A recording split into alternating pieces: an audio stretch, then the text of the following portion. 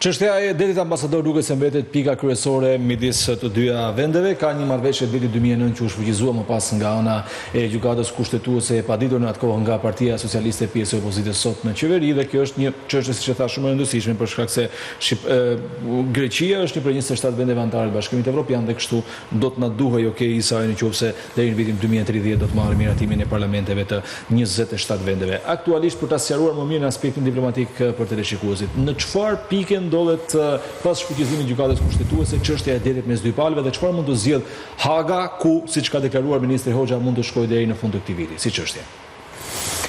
Më thënë, nëse 2-3 fjali hyrë se ja vlen për të kuptuar më saktë se ku jemi.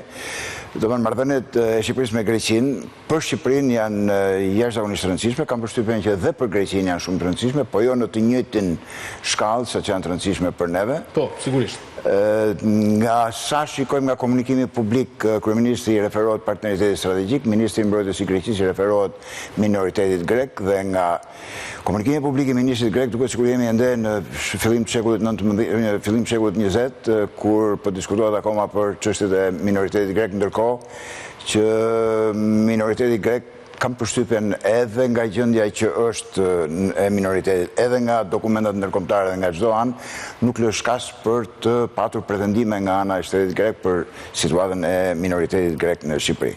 Le të kuptosh që do të vazhdoj të mbetet ai guri i bilançerit për në negociatat e ardhshme, pra sa herë që do t'i duhet Greqisë për të pretenduar diçka ndaj Shqipërisë, do të përdoret karta e minoritetit. Të kthejmë problemit detit, që pse duhet kjo hyrje, për të kuptuar që dhe çështja e detit nuk është e shkëputur nga çështjet e tjera, por është pjesë e të tërës së marrëdhënieve të Shqipërisë me Greqinë, që siç thash, po e përsëris dhe ta përsëris sa herë që të kem rast, për Shqipërinë janë jashtëzakonisht të rëndësishme.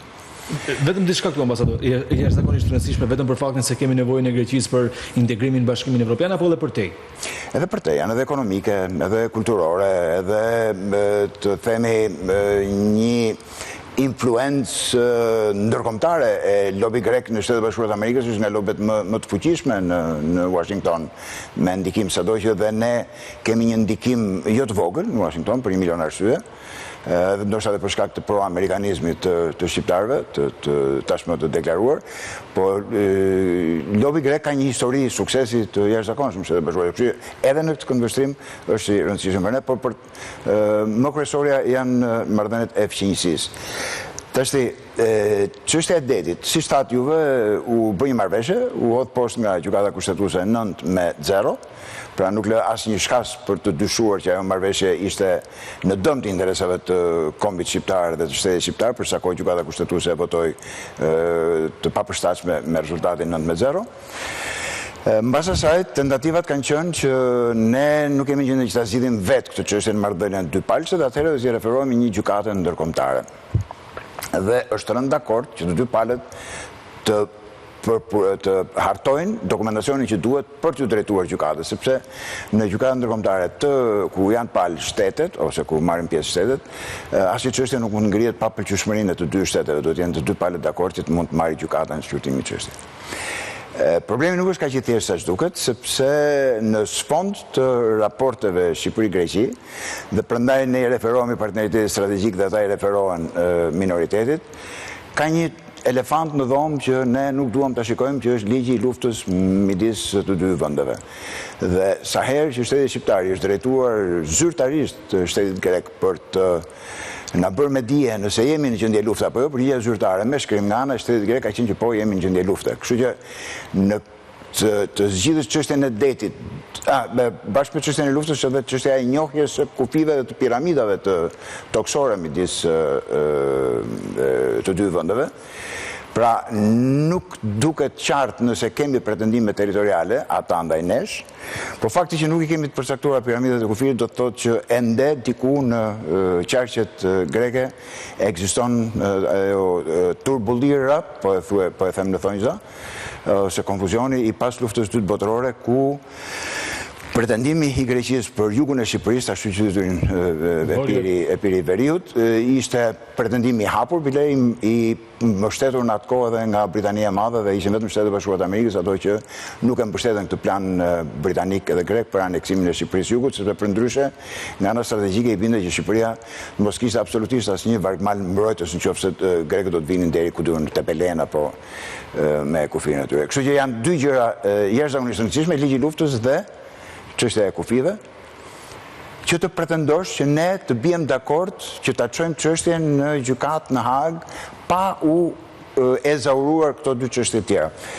Mendoj që ajo që komplikon edhe një shkallë më tutje problemin është që vendosja një precedenti të tillë do ishte me interes në thonjza, por dhe pak më shumë se me interes edhe me shqetësim, për të tjerët që kanë të njëjtat probleme, si që janë turqit, apo dhe shpesher dhe amerikanët. Pra në qoftë se shqiptarët dhe grekët, shteti shqiptar dhe shteti grek, krijojnë një precedent për zgjidhjen e këtij problemi në këtë formë, atëherë fare mirë, ligji ndërkombëtar funksionon jashtëzakonisht shumë në bazën e precedentit, do të krijohesh një rast i cili mund t'i referohesh në të ardhmen dhe thoshin që siç kemi zgjidhur këtë problem, do të zgjidhim dhe në të ardhmen. Kështu që është një çështje që ndiqet, besoj unë, pse besoj që ndiqet me interes nga Turqia dhe nga Shtetet e Bashkuara të Amerikës, sepse po të shikojmë materialet që kanë dalë nga WikiLeaks në kohën kur është negociuar për marrëveshjen e detit të 2009-s, ambasadë amerikane në Tiranë në atë kohë ka qenë shumë interesuar dhe ka mbajtur kontakte me ekipin negociator shqiptar për të mësuar sa më shumë që ishte e mundur se çfarë po ndodhte.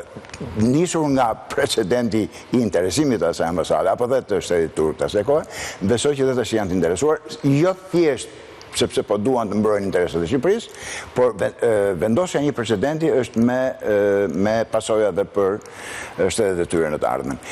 Kështu që optimizmi ose vendosja e afateve që brenda vitit dhe brenda muajit, brenda javës, brenda orës, brenda 2 vjetëve, brenda 5 vjetëve, kam përshtypjen që fundi i vitit vjen shpejt dhe nëse kjo nuk realizohet, atëherë ata që kanë dhënë fjalën që do të realizohet deri në fund vitit, kam përshtypjen e kanë vendosur veten në pozitë vështirë. Pra, në çështje diplomatike do shumë kujdes përpara se ti vësh vetes afate. Ambasador, kush ka pretendime mbi kufijt aktual detar midis Shqipërisë dhe Greqisë më tepër? Kam përshtypjen, nuk është se jam ekspert i çështjeve të detit, por kam përshtypjen që është çështje metodologjie se si matet vija bregdetare. Ne kemi një metodologji që ne besojmë fort që mbështetet në ligjin e detit të vitit 1982 më duket, kurse Greqia pretendon një metodologji tjetër për matjen e vijës bregdetare dhe nga ndryshimi i kësaj metodologjie. Pra nga mënyra se ku vendoset pika e kompasit, vendoset ke ky shkëmb apo ke ky shkëmb, janë rreth 2500 km2 det që janë kalon një palës apo një palë tjetër. Kështu që ne ajo që është jashtëzakonisht interesante për të mbajtur në vëmendje të kujtdo që merret me këtë çështje është që një vendim kushtetues, një vendim i gjykatës kushtetuese ka efektet e kushtetutës. Kështu që unë nuk e di se me çfarë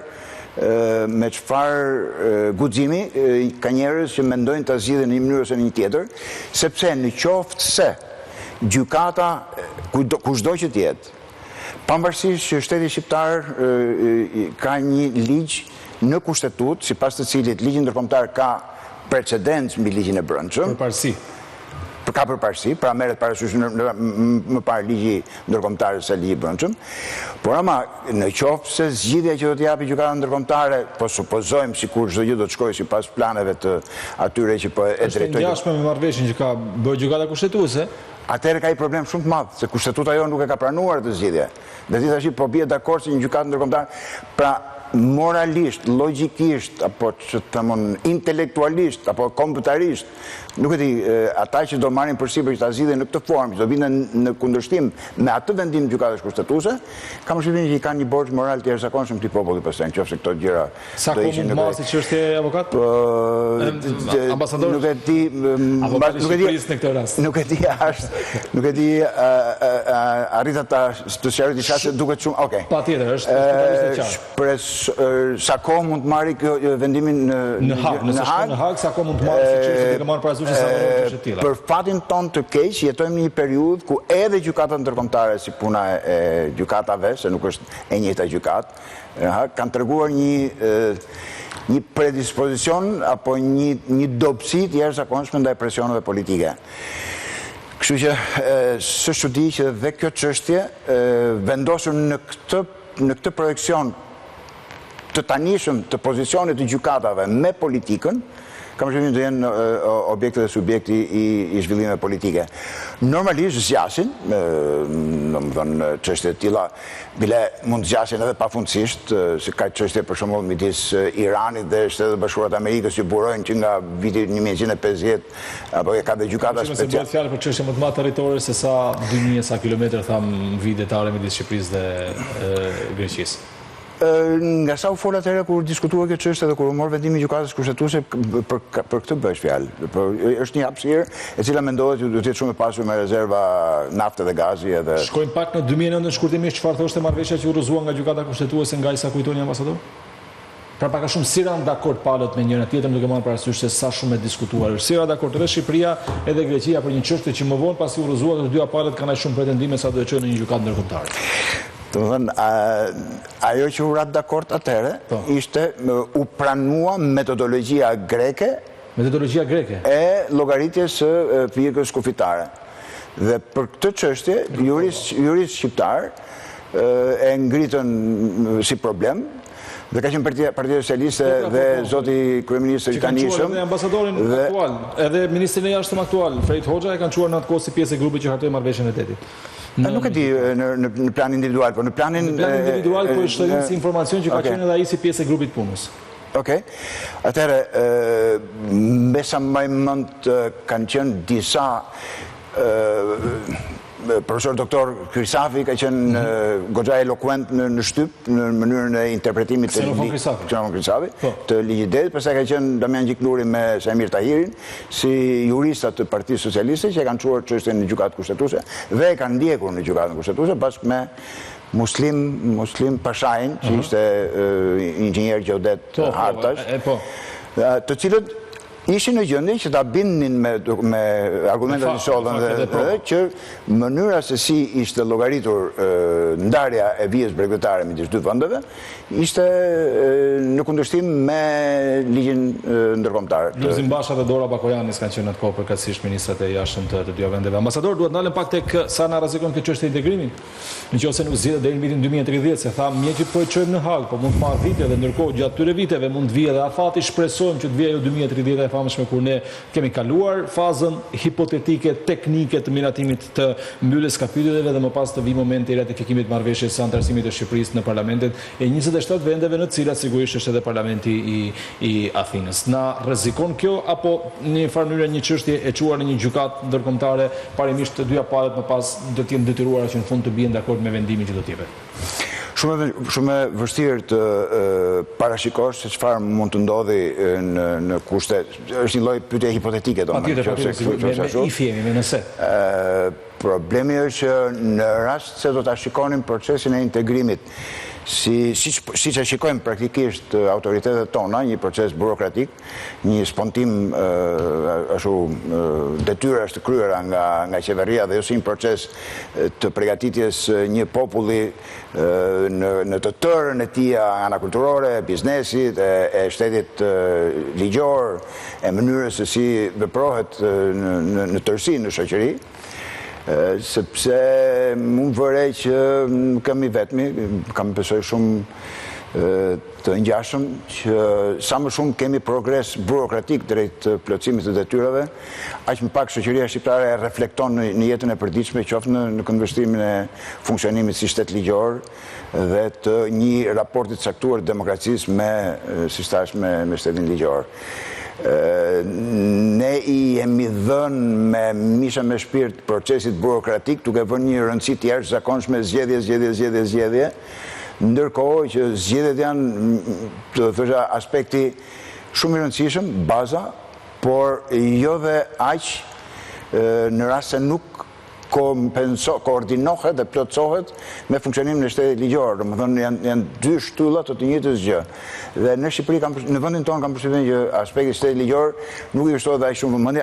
Për shembull, amerikanët janë në një debat sot ku thonë demokracia apo republikë dhe kujtohen dhe thonë se në 1776 deklarata e pavarësisë dhe pastaj mënyra funksionimit të shtetit amerikan ka qenë më shumë republika në radhë të parë se ka qenë demokracia. Pra, është shteti ligjor që funksionon në bazë të ligje ku të gjithë janë të barabartë para ligjit, se sa të gjithë kanë të drejtën e votës. Sepse po të kthehemi mbrapa në historisë Amerikës, asë zakët nuk votonin, gratë nuk votonin, ata që s'kishin pronë nuk votonin, dhe megjithatë demokracia amerikane ishte ajo që e bëri atë shtet që të zhvillojë aq shumë aq shpejt, që brenda një harku kohor 50-60 vjetësh doli ekonomia e parë në botë.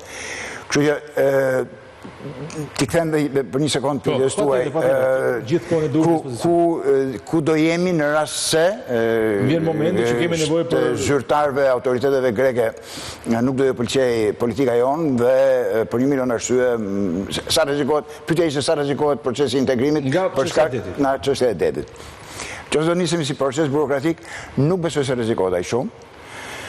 Ose fare, sepse në fund të ditës edhe Greqia është një shtet nga në hierarkinë të themi e Bashkimit Evropian, nuk po them që është pa influencë fare, por nuk është nga më me influencë. Votën e ka të barabartë në fund si Votën e ka, po parat nuk i ka. Domethënë, po i bie argumentet tjerë zakonisht shkurt për të mos thënë që jam shumë dakord, unë thjesht po shkoj tek faza më radikale, ka ardhur momenti duhet ngrenë gjithë kartonin për të andarësuar Shqipëria, diskutimi shumë i madh në lidhje me parimin e unanimitetit që 27 vende, pavarësisht se nuk kanë të njëjtën rëndësi politike, diplomatike dhe ekonomike, votojnë një lloj dhe peshojnë një lloj tek votimi në fund. Në këtë kontekst shpyetja ambasador. Atëherë, gjithë historikut mohimit të Shqipërisë në mënyrë të padrejtë, shpesh herë, të progresit për të avancuar drejt Bashkimit Evropian, shtetet anëtare që nuk kanë qenë dakord, siç ka qenë Franca apo Hollanda apo Danimarka apo ku diun Spanja për një moment, asnjëherë nuk kanë guxuar që të mbeten vetëm. Gjithmonë kanë nxjerrë një shtet tjetër pranë Bashkimit Evropian.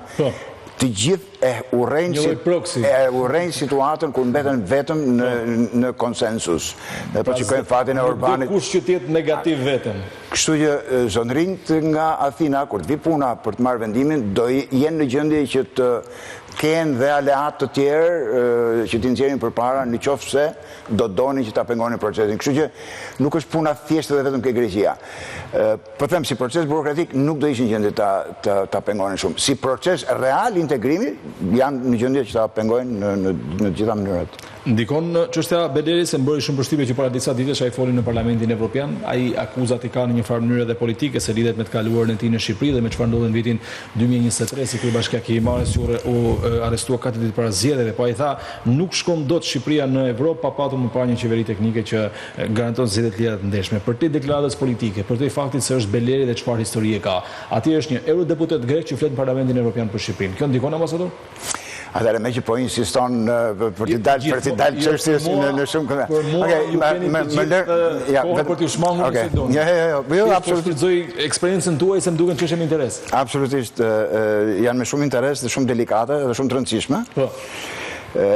Kur them që e ndajnë në proces burokratik dhe në proces real, në rast se Shqipëria do dinte të bënte progres në ato çështjet që unë i quaj 2K, dhe nuk është se i kam shpikur unë, i kam të dëgjuara, që është korrupsioni dhe kompromisi. Pra në rast se situata në Shqipëri, korrupsioni pastrohet mjaftueshëm pranueshëm nga vendet e Bashkimit Evropian, ku Shqipëria është në gjendje që të paraqesi një situatë që vërtet ka luftuar me sukses korrupsionin aty ku ka korrupsion, se në Shqipëri korrupsioni konsiderohet që edhe është, por nuk është më kryesori.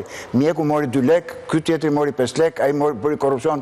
Korrupsioni real është vënia dorë mbi paratë publike aty ku bëhen investimet publike, aty ku devijohen paratë. Pra, në këtë drejtim duket që shteti shqiptar ende nuk pa akuzoj asnjëri, por perceptimi në Bruxelles për korrupsionin në Shqipëri është problematik. Dhe ne nuk kemi arritur ende që të shënojmë rezultate pozitive, që jemi të pastruar nga korrupsioni apo jemi në gjendje që ta luftojmë korrupsionin. Dhe nga ana tjetër është këja tjetër që është kompromisi. Nësero dhe kompromisi që të mëse... Kompromisi për sa kohë të dy forcat kryesore politike dhe tash që janë bërë një 4-5 forca politike, asnjëra prej tyre nuk merret vesh me njëra tjetrën, se i cili ka një burin dorë dhe i bie për qef në vetë fyllit, domethënë kur vjen puna edhe për çështjet e integrimit, pavarësisht deklaratave që po jemi në favor të integrimit, por kur vjen puna, njësoj si Partia Socialiste, ju jeni i ri, nuk e di sa e mbani mend vitin 12-13. Patjetër, edhe 2010 kur u futën në grevë para se të liberalizoheshin vizat. Kur i kërkohesh Partia Socialiste në opozicië që të votoheshin 3 ligjet e famshme atëherë. Pra, partitë politike në Shqipëri, sa herë që ju është dhënë rasti, e kanë përdorur integrimin në Bashkimin Evropian në interes të tyre politik parte, të pjesës, jo të tërës. Edhe në fakt janë brenda rregullave të lojës, se parte do më thënë pjesë, parti do më një pjesë, dhe ata i kanë shërbyer një pjesë, pavarësisht që me fjalë pretendojnë sikur i shërbejnë të tërës. Po bëj avokatën e djallit, tani ka korrupsion Bullgaria që u pranuan Bashkimin Evropian, edhe para po edhe pas mbetet një prej vendeve me nivel të lartë korrupsioni, pavarësisht se është pjesë e 27 vendeve. Si t'ia bëjmë ambasador që pavarësisht se me korrupsion pranuan? Atëherë ndaj plotësisht të njëjtin opinion. Por, me sa duket, në atë moment kur janë pranuar, kanë qenë në gjendje që ta bindin Brukselin që kishin sukses në luftën kundër korrupsionit. Përveç kësaj, mundet një krahasim deri diku, mbase jo plotësisht i goditur, sasia e drogës që del nga vendet e Bashkimit Evropian dhe që shkon në Amerikë, nga portet e Antwerpen, Rotterdam, edhe nga portet e tjera evropiane, është ku e ku në krahasim me problematikën që krijon Shqipëria në raport me drogën. Ku e ku më pak, patjetër. Kur vjen puna, po të lexosh Shtetet Bashkuara të Amerikës kanë një raport të Departamentit të Shtetit për çdo shtet. Departamenti i Shtetit në faqen e vet internetit ka nga një raport për çdo shtet. Dhe thotë që nuk është problem në Holland apo në Spanjë apo në Itali, sepse janë të bindur që qeveritë atyre vendeve e luftojnë kontrabandën e drogës. Kurse në rastin e Shqipërisë mendojnë që lufta e institucioneve përkatëse është e pamjaftueshme për të konsideruar e pranueshme. Pra, është një çështje perceptimi, më duket se përsërita 3-4 herë, që nuk ka të bëjë dhe aq me realitetin, se sa ne jetojmë në një botë perceptuar, dhe perceptimi për ne ky është. Dhe kur unë në funksionet që kam pasur më para, jam munduar që të pastroj pak këtë baltën që hidhet hermbasere mbi Shqipërinë, nuk ka të bëjë fare me këtë ekip në pushtet apo me atë që ka qenë. Dhe më kanë thënë që nuk është se po ju themi neve që jeni të korruptuar, ju po i thoni njëri tjetrit që jeni të korruptuar dhe jeni të përzier në afera. Kështu që në këtë rast prandaj i lidh bashkë korrupsion dhe kompromis. Megjithëse diskutuam deri tani na duhet një figurë fort, pra me gjithë të situatë politike që thamë kemi në Shqipëri, dhe me sa duket këtë zgjidhje për ne ka presidenti Donald Trump, që ka emëruar generalin lejtant Eric Wend për qenë ambasadori i ri, ose ka nominuar për qenë ambasadori i ri. Ati shkoi shumë mirë në Senat, po themi marrë në pyetje dhe me gjas, me sa kam folur edhe me gazetarë nga Amerika deri në muajin korrik, ai mund të vijë në Tiranë, pra nëse vazhdon kjo lloj dashamirësie ndaj tij nga ana e Senatit. Si ju duket kjo zgjedhje për zhvillimet në Shqipëri dhe në Ballkan, duke e parë Shqipërinë si një pikë të rëndësishme geostrategjike? 2 minuta e keni në dispozicion, pa ju ndërhyrë asnjë sekondë. Atëherë është lajmi shumë pozitiv. Kam përshtypjen që për ardhin e ambasadorit Wend është folur në Shqipëri shumë herë më tepër se sa për ardhin e Princ Vidit, si mbret i Shqipërisë.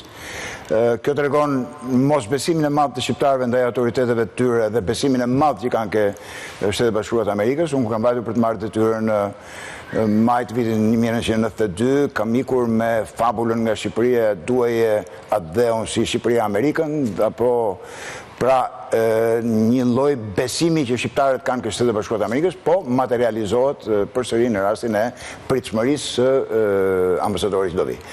Kam përshtypjen që pa dashur të paragjykoj, Po më tepër duke e vënë në dukje me dëshirën për të mos ndodhur, kam frikë se do të ndodhi e njëjta gjë si me të gjithë ambasadorët e Shtetit Bashkuar të Amerikës që kanë shërbyer në Tiranë, që janë pritur me duar trokitje dhe janë përcjell pastaj me qejfmbetje nga një grupim politik apo nga një tjetër, në varësi nga momenti politik, në varësi nga sa shumë e ka shfrytzuar njëri grup politik prezencën e një ambasadori. Ky është ushtaraku i parë që shërben, se zakonisht të tjerët kanë qenë me një karrierë diplomatike. Ka qenë dhe Jim Jeffrey, ka qenë edhe ai, jo ushtarak kaq i lartë, por ushtarak, por kam përshtypjen që ky është i vetmi, edhe Jim Jeffrey vinte nga departamenti i shtetit, kishte qenë më përpara ushtarak, po vinte.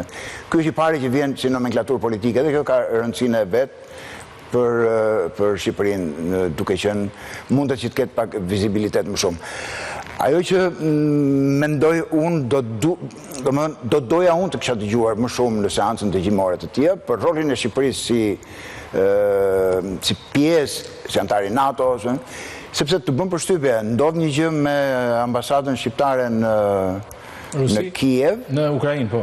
Në Ukrainë, dhe reagimin ndërkombëtar mua më duk shumë i vakët në mbrojtje dhe natyrisht në dënimin me që është fjalët e dënojmë sulmin edhe simpatin. Delegacioni BA-s reagoi, i Bashkimit Evropian reagoi, vetëm se doni reagim nga Amerika pastaj ambasador. Jo, unë shpresoja reagim nga NATO. Shtëpia e ambasadorit të Shqipërisë në Kiev është territori i NATO-s.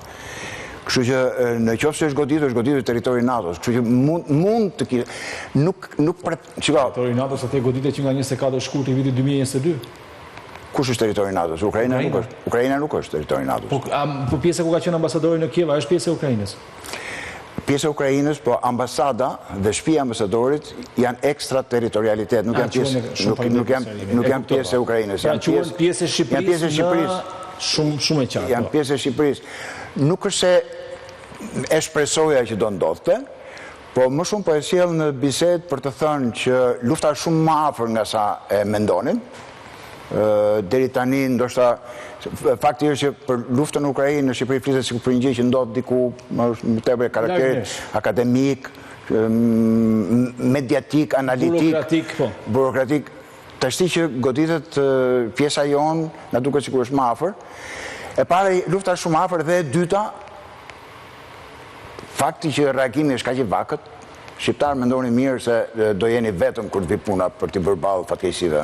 Është e kënga 6 Day War, tomorrow never comes until it's too late. Pra nesërmja nuk vjen kur derisa është vonë. Ambasadori ishte kënaqësi që ju kisha çtu bëjmë minutave se me dëshirë që ndronin pra bashkë. Faleminderit shumë. Faleminderit juve për ftesën. Ishim me Roland Bimon, e ndajemi për momentin, rikthehemi më njëherë pas pak me të ftuarit e tjerë. Fillimisht me një lidhje të drejtë për drejtë nga Shtetet e Bashkuara të Amerikës për çfarë po ndodh për luftën dhe jo vetëm, dhe më pas me Marku në studio për një analizë të përgjithshme të zhvillimeve politike. Mos u largoni nga Klan News.